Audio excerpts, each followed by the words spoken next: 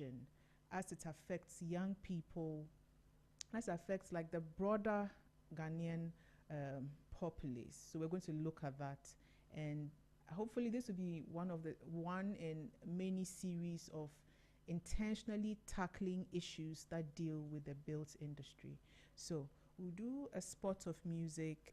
Today I wanted to do a DIY, but I'm looking at the topic and how important it is.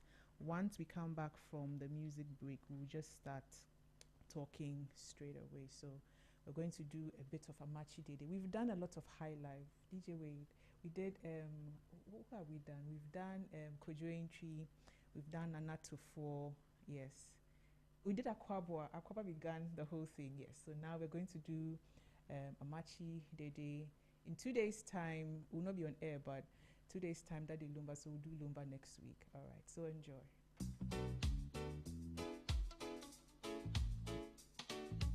Z 101.9 FM.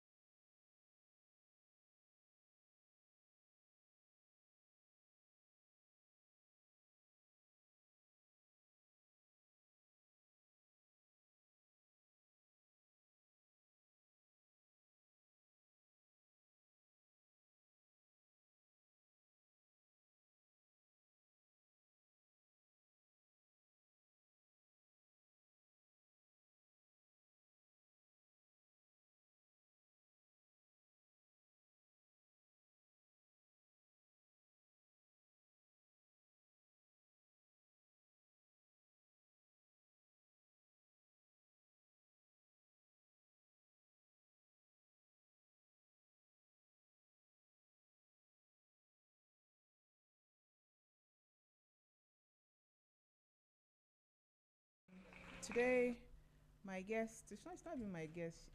I'm rather her guest too. She's my boss. So today I have the producer of Z Decor Live. I'll let her introduce herself and I'll put her on the spot like I do with every other person. I'll ask her, how does she rest? Because I know she manages the newsroom. She also handles the newspaper, the New Finder newspaper. I know she doesn't leave here early. So me too. I'll ask her, please. What is your name? How do you rest? Also, answer. For the sake of our audience, I would have to answer. And she reads the news. 12 o'clock. 12 o'clock. If you're looking, 12 o'clock. This is the voice. Please. Yeah. So Praiseville Rosamond Labi, a very young girl. She's lying. She's not lying. No. I mean, she's young. She's very young. Like very, very, very, very. The young is like 3. Trying to maneuver my way around Accra. Yes, and also to do so well. And I think I'm doing so. To talk about resting, I don't think I have a resting day. I'm glad you said that. I'm just being honest. I don't think I really have a resting day because I work almost around the clock. So when the president mentioned the 24-hour economy, I'm just like, I'm already doing this. So it's a Sunday to Sunday thing for me. Wow. But I know rest is very, very important. It's something that you do not need to take out of a schedule. But here I find myself, maybe in the near future, I'll look at adding rest to my schedule. But for now, there's no rest. That's why workaholics always say, rest. We do vacation. They lie. They travel and they even carry their laptops. Oh, don't worry. We'll do the vacation. Don't worry, very soon. Speaking of presidents, yesterday I paid little attention to what Dr. Kaysola Tufo was saying about, I think, mid-year budget. Yeah.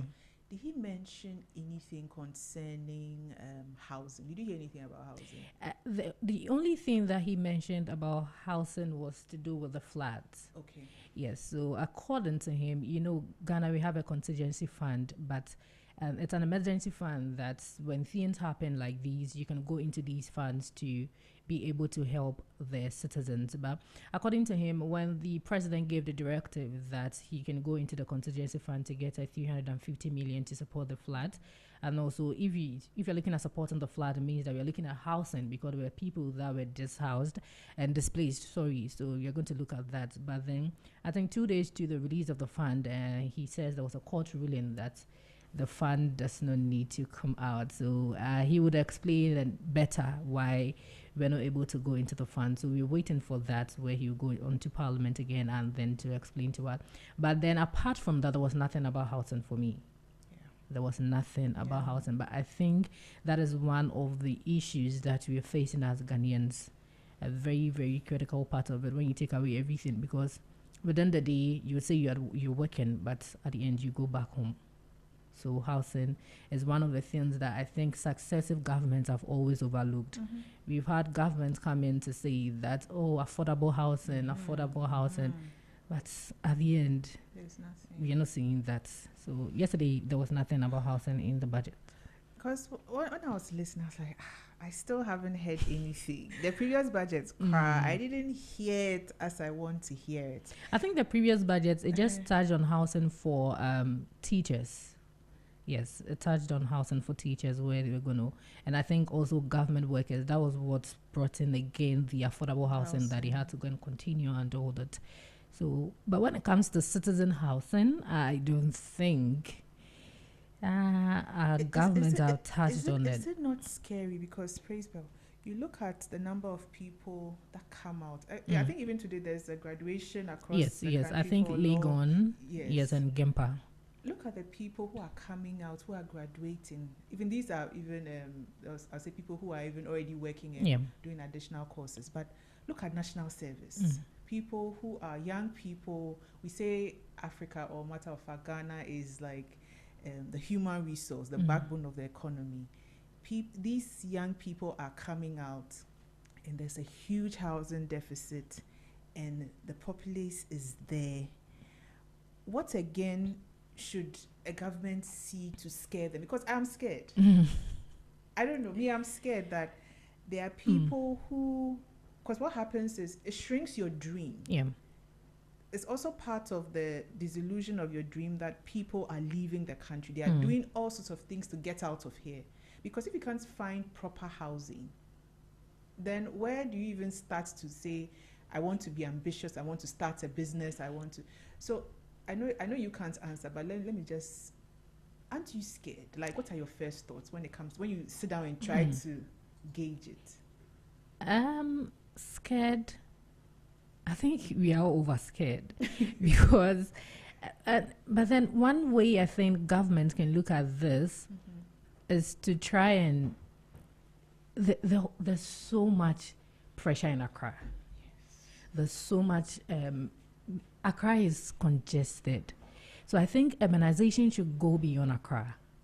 If we look at, there are a lot of capitals. We have 16 regions, and all these regions have capitals. Why not try and equip some of these capitals so that at least take some of even these ministries, these agencies, the very key ones, take some of them outside Accra? Because trust me, there's a youth somewhere in Kumasi or some northern region somewhere who aims to work in the Ministry of Finance, who aims to work with Bank of Ghana. But imagine if the headquarters of Bank of Ghana is in the northern region. This person will finish national service and everything and will still want to stay in northern region because this is my dream. But I'm from the eastern region, I'm from the western region, some village somewhere, and my dream is to work with the Ghana Immigration Service, and the headquarters is in Accra, or even their major offices, they are in Accra. Even away from that, private institutions are all looking at building their offices in Accra. So then it now brings people all the way back to Accra. But assuming some of these key sectors and offices are in some key regions, it's going to reduce the pressure here in Accra. So I think government should look at just, let me just diversify. Yeah. Let me take some institutions out of Accra. Even if it's the head office that you want to leave in Accra, because if you Accra as the capital of like the whole country, you can have some key institutions here and then try to diversify, take some out. Believe me, it would even now take people out of Accra to that place again. You get it? So when it happens like that, now you're going to have less pressure. And if there's less pressure, believe me, housing issues in Accra especially would also be solved. And also the thing, when you're choosing a place to live, you're looking at schools, you're looking at roads. So you see, when you push critical ministries and agencies out, then we are forced to do the roads. We are forced to send schools, hospitals, like whatever across, and it will make so much sense. So it's not your place to answer. So what is it? Why is that you see, we are seeing the thing. You and I we've seen them. We are just picturing it. So why do they see it or what? I think the president has said something about it within the week because we worked on that story for our radio where he said he's going to take some ministries out of the capital. We just hope, as usual, it's not going to be the regular promises or policies where successive governments would come in and say we're going to do this. We know the president has about just a year and a half or say 2 years to end his term. Let's see because if he's able to do it. And one other thing too is that we need to depoliticize some of these things. So if we depoliticize them, now when government has taken, let's say this current government has taken some institutions out of the capital, then it doesn't become an issue. So when a successive government comes in and it's even away from this particular political party and there's another political party, they will just have to continue the terrain, and then I think it's going to help. Okay. Yeah. So there's something that I want to ask you. Forgive me. Rent. How was your first experience like? I'll share mine. Mine was horrible. So, but it was a very hectic experience. I think I've lived with my parents all along until I decided I want to leave home. No one asked me to leave home though. I didn't hear that. I think it was because of I was done with my national service at then too. Yes, I was still with my dad doing my national service. But I just felt like I wanted to leave home. Okay. And believe me, I think there was one agent I even paid an agent fee to, and I even paid the rent to, but I didn't go for the money again because I went to check the room and I didn't like it. And by then he was like, oh no, and the landlord says when you pay he's going to work on the part that you're saying that you do not like. I'm like, okay, I think he was taking a 2 years. I said, okay, then I'll give you half. He said, well, he doesn't mind, I can take the half. Then when I move in, so I paid a half that I was going to move in within that week. But I went home and I feel like, no, I don't like the place. I called this man. He said, oh no, the money has been paid and it's not fundable. I was like, I haven't moved in. I haven't moved in until someone comes for the room. Like, okay. And that was my first time. I didn't know about it. And I didn't know how to go back to tell my dad because he wanted me not to move. Yeah. So I didn't know how to go back to tell my dad about it. And I kept calling this man. At the point now, he wasn't even answering my call at all. And just like that, the money went. So I think I got another agent. We went around. I think they were taking 100 cedis, but now I hear it's 150. Yes, some even 200. Okay. So me, it was 100 cedis. So the first one, I think I got the room around La Paz, but the one I didn't go for. Then the second one was around Taifa. I paid 100 cedis, and all the rooms were non-lines.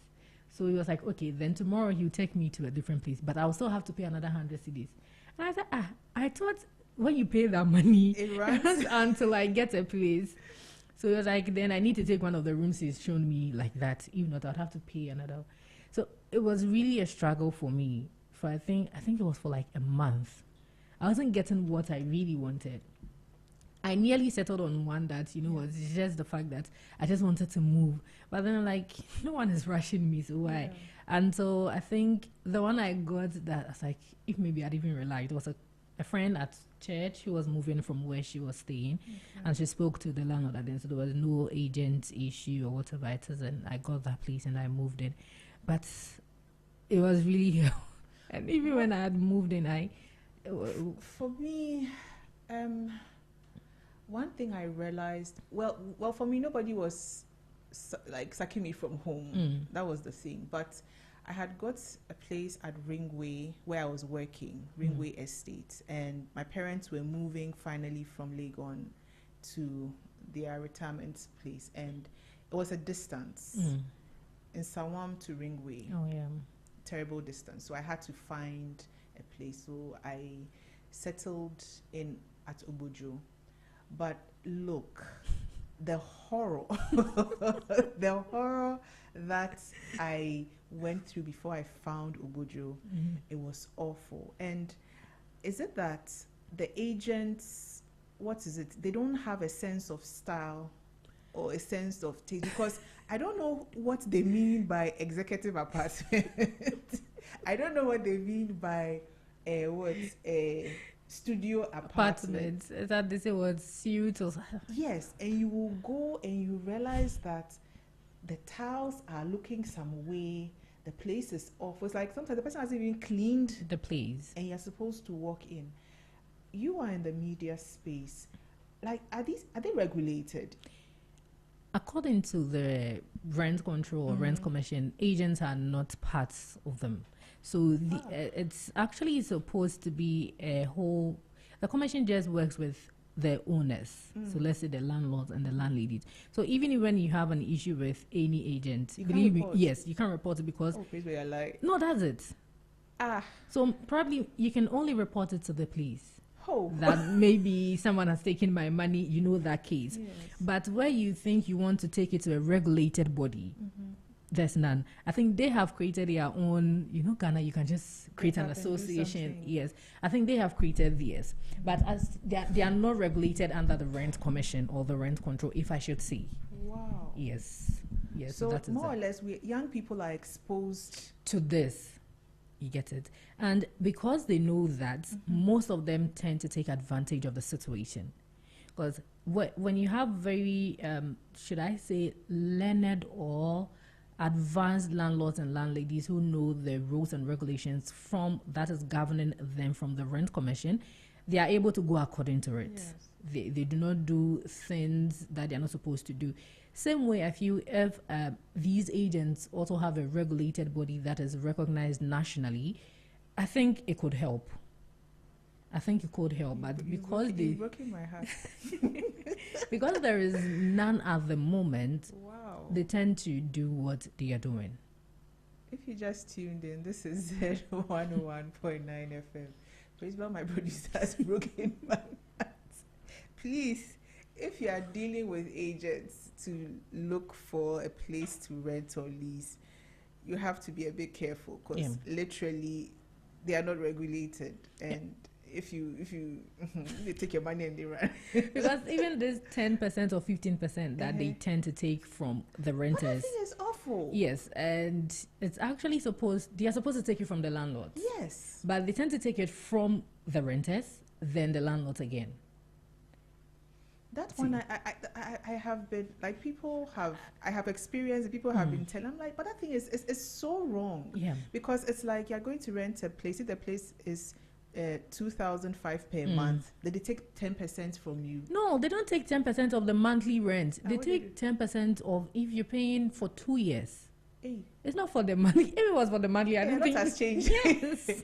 You're joking. So yes, that's what they do. So if say you're renting the place for a year, but in Ghana, even though the rules are saying that's supposed to be for 6 months, then after 6 months, probably on a monthly basis, that's not what we're doing now. We have lots of owners who are doing, how do we call it? A lot of owners are taking 2 years. So if they are taking 2 years, then this agent will turn up to take 10% or 15% of the total amount you paid for the rent. So it's not a percentage of your monthly rent. It's a 10% of the total amount you pay for the rent. Praise God, national service personnel are earning 700 cedis. Yeah. Until they rebelled recently, it would have been 650. No, it was even 559. It was a 559 before it moved up to 715 cedis. Where on earth are they supposed to compile all that money and go and pay rent? Yeah. And there is no... Hey. I don't even know what question to ask you again because, wow. Yeah. So it means that young people shouldn't be in a rush to move out of home. Is that what it means? For me, if no one is asking you to leave, Stay. yeah. If no one is asking you to leave, sometimes situations will force you to move out. Yeah. Like your scenario you given, maybe work because of where you find yourself and all that. But if nothing of that sort, and probably family is also not asking you to move and everything, I don't think you should. Because if you're living with your parents and it's their own property, you're not paying anything, they are basically doing everything in the house, it's fine. It's okay. But if there's the situation at hand demands you to move, I think you should do it the right way. Just that even some of our property owners, like the landlords, landladies, even when you go to them directly, they'll ask you who brought you in. Yes. You get it. I was going to say that probably you can even walk up or walk into some homes and ask if there are rooms available. But some of these people even work with these agents, and so when you walk up to them, they'll ask you who brought you. You have to go and see the agent for the agent to bring you in and all that. So that is. And you see, I think gradually this thing is also creating a disconnect because when you look at the kind of houses that are even coming up, the luxury apartments, they've even, you see, they've widened. It's like they are so disillusioned. They are selling apartments 1 million Ghana cedis to 1.5, 2 million. Yeah. Yes, I get it. It's a private business. They have to make. I mean, they have their to money. make their money back. But my point is, then we are narrowing the thing to those who can really afford against the larger population. Yeah. Isn't that a scary thought? Because now, like you're saying, as the youth, they are coming up, the national service persons, people who probably have just ended their national service and they are looking at doing something for themselves and fine. And even to find an apartment that says it's a 1 million and all that. Now, I think even the lease or the affordable room you would get for a single room self-contained should not cost you anything less than 900 cedis, I think. And even that depends on the location. You may get some that are lesser actually, but it may not even look nice to you. Yes. You get it? Because now, see, rent has become very, very, very expensive, if I should say. And the other side is, even after your rent has expired and you want to renew it, now there's an increase. Yes. And I'm like, okay. So I received a letter from it's just funny. I received a letter from my landlord talking about increase and his reasons for increases. Didn't you throw a letter away?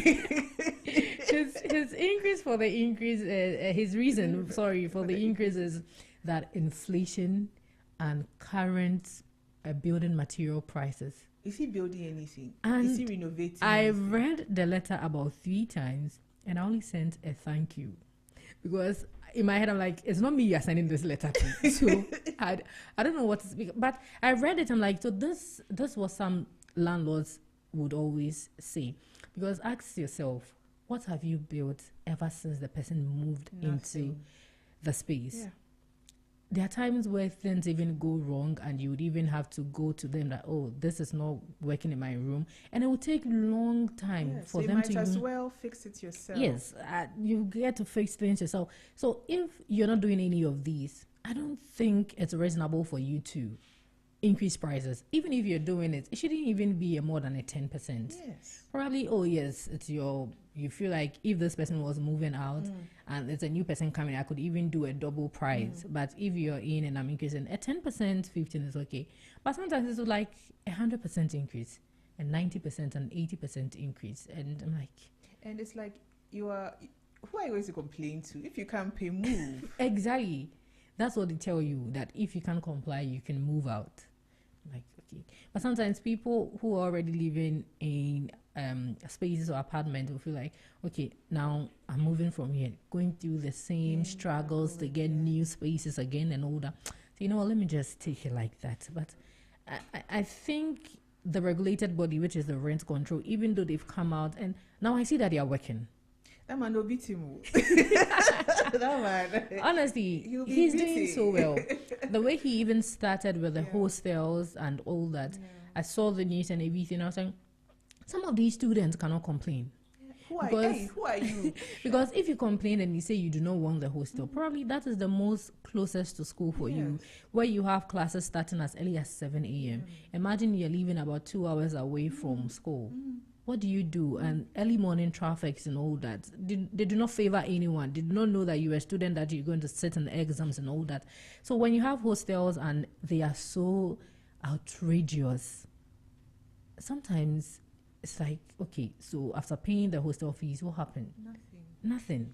Then it now tends, especially to the ladies, to now involve themselves in things that they are not even supposed to do in order to maintain the lifestyle and everything. But imagine if it was so, because these are students. Even though we are thinking that their parents are paying, these are students. Believe me, some of them, their parents are not even paying. They have to pay for themselves. Some people are taking themselves through school because they know the bigger picture they're seeing for themselves. So when the rent commission came in, or rent control, I should say, came in, I was so happy about it. And now they are very strict about the 6 months rent thing. They say anyone that your landlord or landlady says they're not taking 6 months, you can report to them. And I hear when you report to them, they really work on it. They really do work on I it. like what you've just said about the pressures. You see, that's something that we don't, we don't sort of think beyond, like, what a situation can do, the bigger picture. I'm even yet to hear that there are psychologists or there are counseling units open for those who went through the floods, because even that is a whole trauma. It's a whole trauma. Yeah. Yes, but I don't think, no, it won't happen. That's the thing, it won't happen. But what you just said, that you see, there's external pressure, no, there's internal pressure that will lead to an external pressure of boys and girls doing all sorts of things just to make sure that they can pay. We're not justifying praise, we're not justifying wrong, but this is the reality. You know, I think, was it 2 months ago, they said they caught some students on campus selling drugs. You see, all these things, sometimes you think that, oh, it's just bad behavior, but you need to pay bills. You need to pay the school fees, you need to pay the hostel, you need to eat.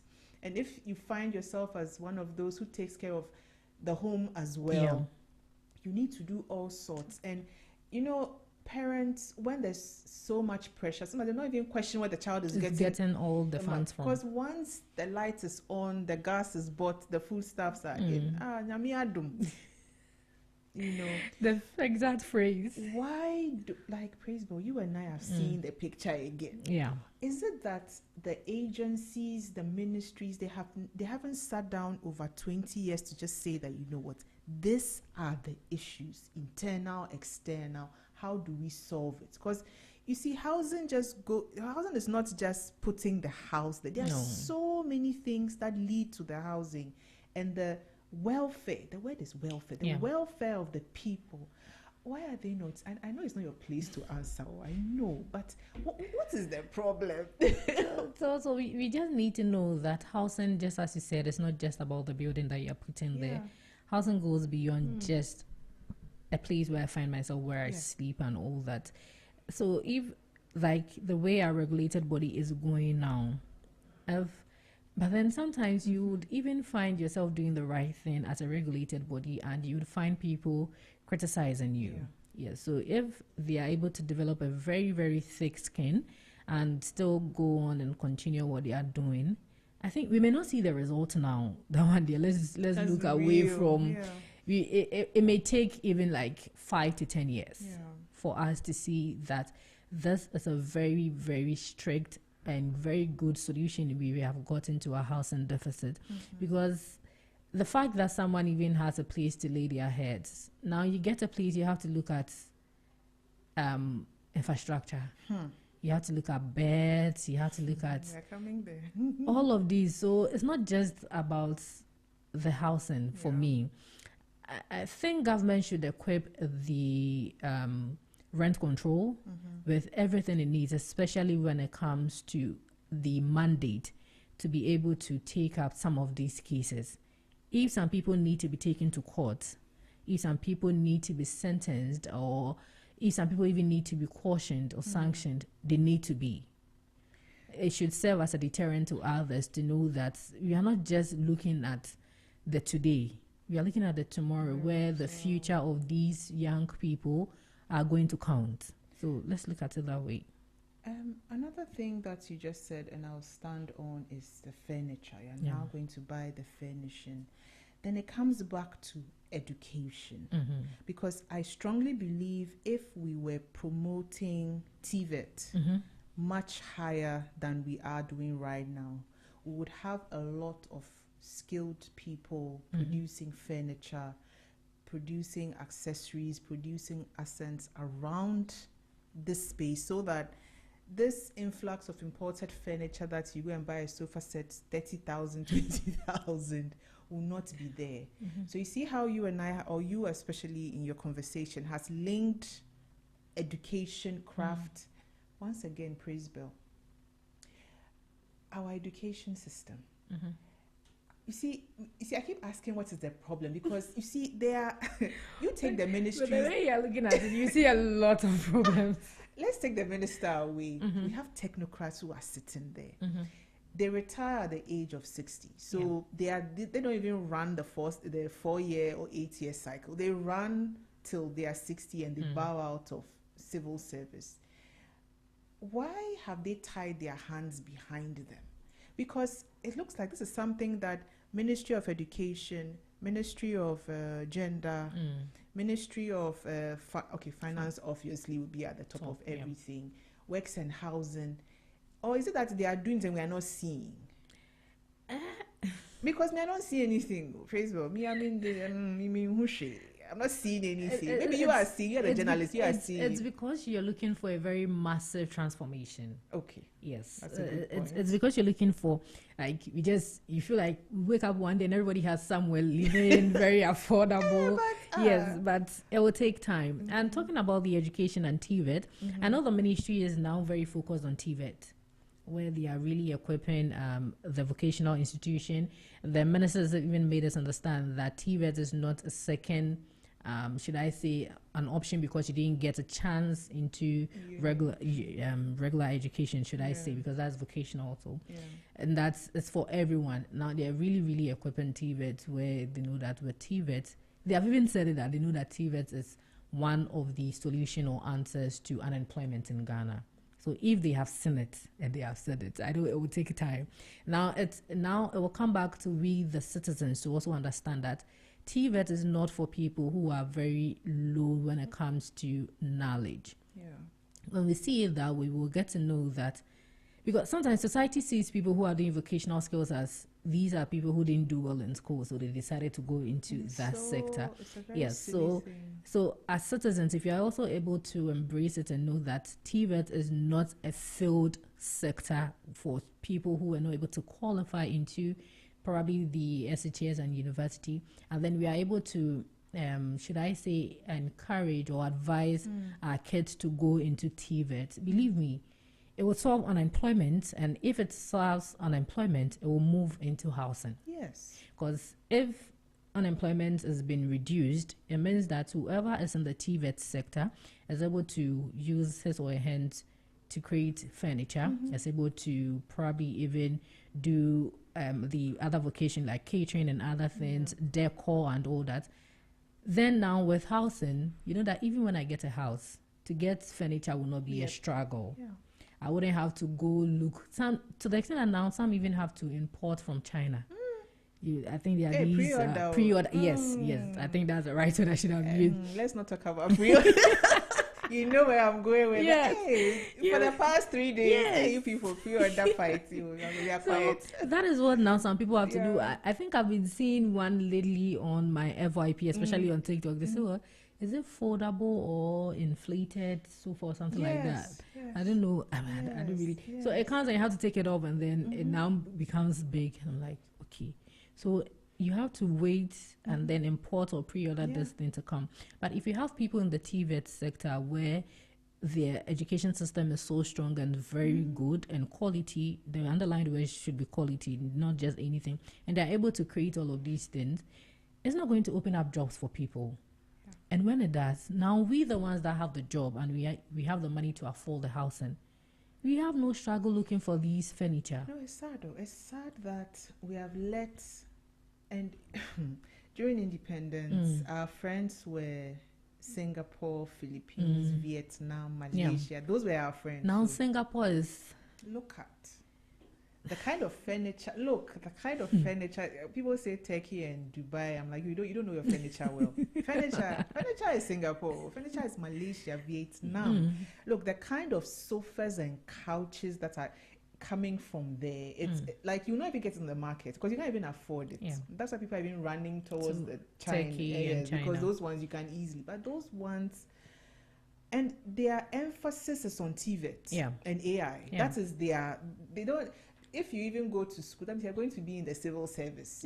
You are going to get some office or bank job. But the fascination for them is creating with their hands. Even the China that we are importing from and pre-ordering from now is STEM. STEM and TVET. So now if our education ministry, let me not say the minister holistically, the education ministry is now investing or saying that let's invest in STEM and TVET, let's just give it some years. That's not expensive. Please, bro. When I start hearing about STEM and TVET. Yes, but now STEM is really coming up. Because now with the new, I think that it was this week when he done the government accountability series on Tuesday. So on Monday, so it means that he mentioned that on Wednesday, cabinet was going to approve it. Now they are taking TVET all the way down to the junior high school and STEM. Coding, AI, and everything, all the way down from. So now you're going to start from the primary school. They said he even mentioned from kindergarten. So he said coding and everything from kindergarten all the way up. Let's just hope that it's like that, where indeed it's going to be that from kindergarten. So there's a revised curriculum was supposed to be submitted to cabinet on Wednesday. So we are now waiting for the result of that. Then we see how that is going to go. If you have coding, AI, STEM, TVET, all the way from kindergarten, believe me, because now some students are even forced to do what they do not want to do, because we do not have the resources to train younger students in like the vocational skills. So Praise God, we're in trouble. When I say you tell me that it's because you're looking for a very massive transformation, which is not bad. I want it to happen at once. It's good for you to be ambitious, but sometimes you need to also look at the situation and where you find yourself. This is Ghana. You get it? So if it's Ghana, you just tell yourself, I know the problem is there, but let me give myself some 10 years. And if it comes before the 10 years, then that's good. You're not disappointed. Praise God. So you want me to be stagnant? Because you see, there are other things like I've seen in my question list. There are other things like marry. Starting a family. you know I how know they have a house. yes. There was a report that was released. I think we also used that for. I'm sorry, but we also used that for our story. I think somewhere last week there was a report from is it UNFPA that economic hardship and housing is deterring youth from getting married. I don't have a house. What's Exactly. What's So the marriage for? yes, so you can have people. Some people are even as old as 35, 34. I'm not trying to say that at this age it means that you need to move out of your parents' home. No, but if it's not really a very big home, now you ask yourself as a man, if I'm 35, I'm 34, or I'm even 30, and I'm still living with my parents, how do I go and marry and come? It means that now housing. So I said that housing, if you are just picking housing like this, the branches we are going to get out of housing is a lot. So now housing issues is also one of the reasons why, according to the reports, where the youth is not getting married early. And I think it's true. Then we'll end up like Japan, who are crying that they don't have people who are getting married who their population is old, because the Japanese, they are crying every day. They are crying. They are like, the population is too old. They don't have any 20, 30, so their youngest is like 40 above, so they are crying. So they don't have a youth. They don't have any youth. The Japanese. So every time I see that report on CNN, I'm always laughing. I'm like, oh. Because they themselves at some point they were saying that it should be one child per household. Yeah. Now they've realized that it's not working. It's not working. Kolana-san. Hey, no, but it's a serious thing, because look at how. Let me take your mind back a little politics here. Saglemi, look at how it's just sitting there. All that. It's been about a decade. Yes, it's been. I think this should be about the 11th year. I'm sure the place is broken down. It's still there. Wow. Yeah. So it's why I was saying early on that we need to depoliticize some policies that we bring up. Yeah. If it's depoliticized, it means that it's not attached to any party color. Okay. So if they're not attached to party colors, any other political party that comes on knows that, oh no, this thing is not about who started it. It's about who is going to benefit. Because sometimes, maybe let me just digress a little. Sometimes I even sit and I ask myself, after this current government we have, are we sure the 24-hour economy is really going to work? No, it won't. I keep asking myself. I've answered for you. No, you see, because I'm like, it won't. It really looks so good on paper. It really looks so sweet to the ears when it's being talked about. But let's just not politicize it and say we want to do it. Believe me, it will transform us. You know, Ghana, that's what I love about my country. Slogans, forget us, we are the best. Ghana beyond it. Hey, share, we'll give you. We'll give you slogan. We'll do a slogan, and we'll do a sword cutting ceremony. We are the best. So on paper, we have the laws, we have, and beyond the ideas and concepts. Look at, and I'm sure you would even know it better than me. You see different countries coming into Ghana. Yeah. Going to visit ministries to understand their policies and all of. I mean, you hear that the Rwandans are here because they're understudying us. They know that we have very good policies. So we have written. It's you that you're not seeing it. Hey, praise God. I don't see anything. So that is it. See, if we really, really take political lenses away. We really have very beautiful policies, very good structured. Yes, the word is structured. Very, very good structured ones that if we give ourselves time and say that this is away from politics, believe me, it will do. Because even if we're talking about housing, we cannot talk about housing without talking about transportation. Yeah. See, when I said President Kufuor brought the Ayalulu bus, at a point it went off again because his party was not in power. And I asked myself, should this be a political policy, or should he even... Because away from the party, it's we, the citizens, that at the end, we are going to be affected positively or negatively. Because how many people can buy cars? No, and it shouldn't even be... You see, that's the thing, and I love... I'm not... sorry for interrupting your thoughts. You see, not everybody's supposed to buy a car. Yeah. The state must take care of you at a certain level at some point. We see most people, politicians outside, and they use the train, they use the tram, they use the water boats, you know. So why do we feel the pressure here that everybody must own a car. What was that? In Ghana, I keep telling people that in Ghana, success is determined by the job you do, the car you use, and the marriage you find yourself in. These are the three caveats for success in Ghana. And I don't think it works. Should I even say Ghana? Maybe Africa. Because the way Africans... Sorry, I'm not saying marriage is not an achievement. But the way Africans make it look like when you're married, you've achieved almost everything in life. It's... For me, I feel like that's not it. Yeah. There's always a bigger picture. Yeah. So if you're looking at the bigger picture, marriage... I feel like marriage is just a blessing from God. For me, that's how I see marriage. That marriage is just a blessing from God. If God sees you, I'm like, oh, my daughter, you now, I think where you've got into, my son, where you've got into, let me give you an extra blessing. They come your way with marriage. Because what are the things that marriage add up to you? You have a very good job, you are living. So marriage is just an add-on. Like, that's stuff, it's just an add-on for you. So back again to what I was saying. Transportation, if you look, because we go into these developed or advanced countries, even their trains, it's covered by government. So you just need to get a card, you load on it, because probably, let's say the private sector is charging, say, 2 cedis. Government is charging 50 pesos. It means our revenue is coming in, and now you are easing pressure on the citizen.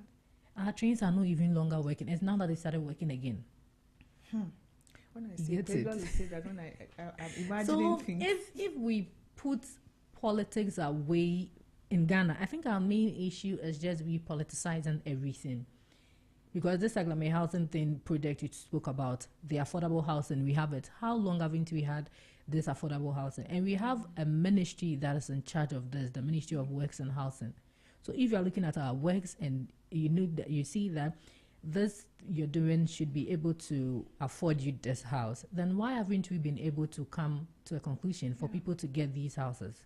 Because I'm sure the ministry had to sit and do that. No, this is our current wage. So if this is the current wage, we're looking at the minimum here, not even the maximum. So the minimum person probably is earning about, say, 1,000 cedis at the end of the month. So with 1,000 cedis, if you are paying rent, it means that if the private person is taking 500 for rent, it may do a disservice to the person. So as government, we are going to take 200 cedis. Now it's going to bring in balance. So I think they should just expedite it and just do this thing. So if it's going to bring in balance, now we know that, if I'm working and I get a job, I know government affordable housing, I can rent one and be in there. Transportation, let me stay there for a minute. You see, whatever time you wake up now, the Ghanaian is on the road. Oh, yeah, as any early time. At 2, 3 a.m. Because we're not even paying attention properly to things like the 24-hour system, right? Yeah. The filling stations are closed. The pharmacies are closed. Yeah. Essential services, like literally closed. Banks are closed. Yes, so now if you are doing your 2 a.m., it's because probably you have prepped for your dawn movement. So that means you know that you are moving, and that moving that you are moving at 2 a.m., you have everything under control. Because if you don't have it and any emergency comes in, that is it. I think the only thing that works around that time, and this has got nothing even to do with the 24-hour economy, is our hospitals. That's all. And even that's another topic. One of the quickest way to get to my parents' place is to use the Ebri in Sawam Pediase route. And it's a beautiful road. But praise Bell, if you don't know and you use that road at dawn, you are not a master driver. Look, you fall in the cliff. You see, there are no street lights. And then let's even say you are in a 4-wheel drive, so you have good lights. There are no mechanics on the road. So there's something happens to you. Nothing. You're just stuck. There's literally from Pediase all the way, you pass to Yaojan, you get down. I think it's after Yaojan, that's when you see movement because you're getting towards in Sawam. But that entire stretch, it's lonely. It's lonely. And it's a major road. Yeah. And even tourist attraction. The Kufuor, President Kufuor, he's there. There's a route that connects to Ashesi University also there, but the road is dark. So back to housing. Imagine there were houses there. Imagine there were jobs, there were Mhm. agencies from key It will ministries. force governments to work on all of these. It would. I just think that neglect also is one of the issues that government agencies would need to look at, because not everything, again, we'll go back to, not everything needs to be in Accra.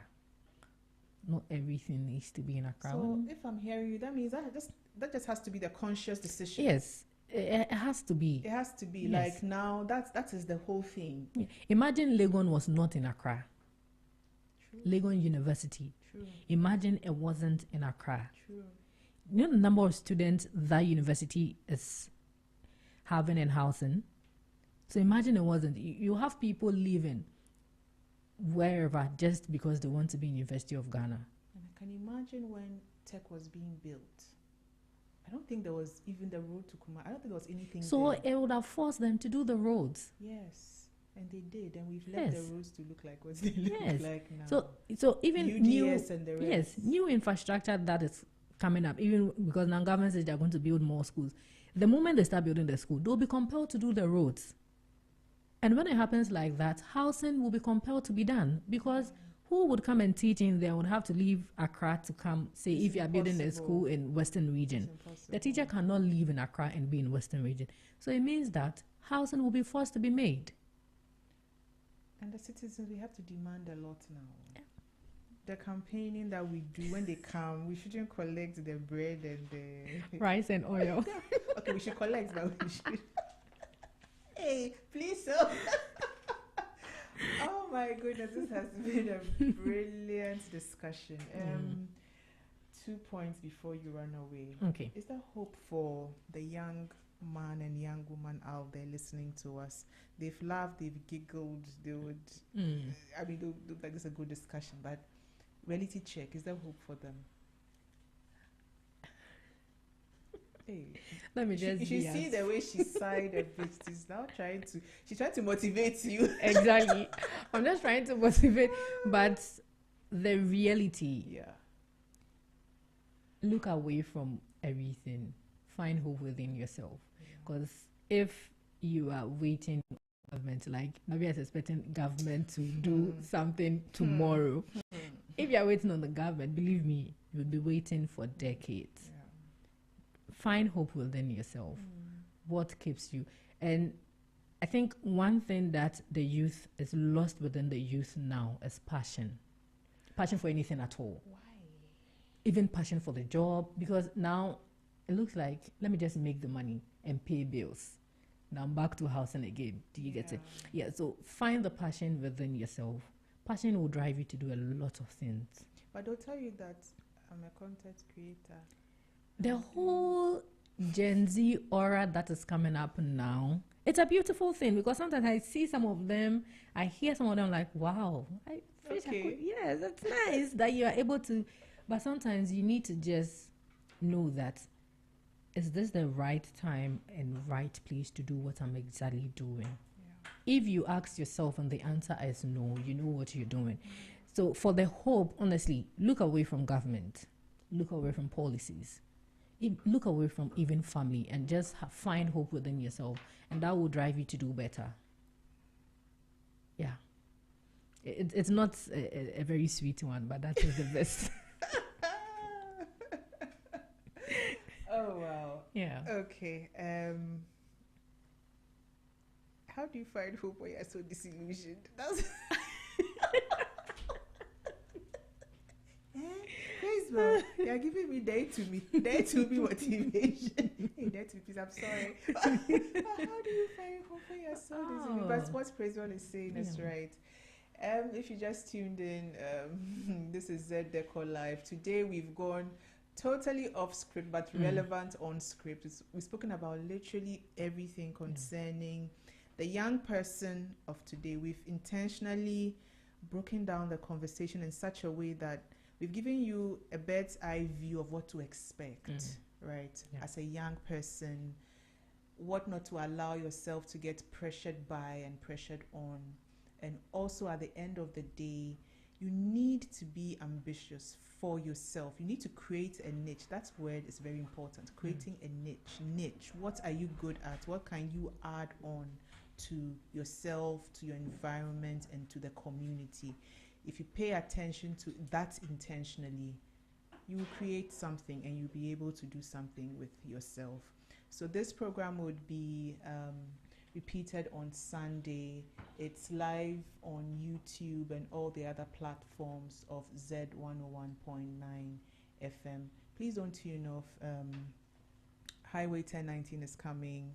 Mr. Sticks is coming to give you lots of music and lots of infotainment as the best way he knows how to do. Okay, so I'll see you next week, Friday, with another topic. I'm seeing if I should bring Praise Bell back because I love what we just did. I'll bring her back. I'll boss her. All right, have a good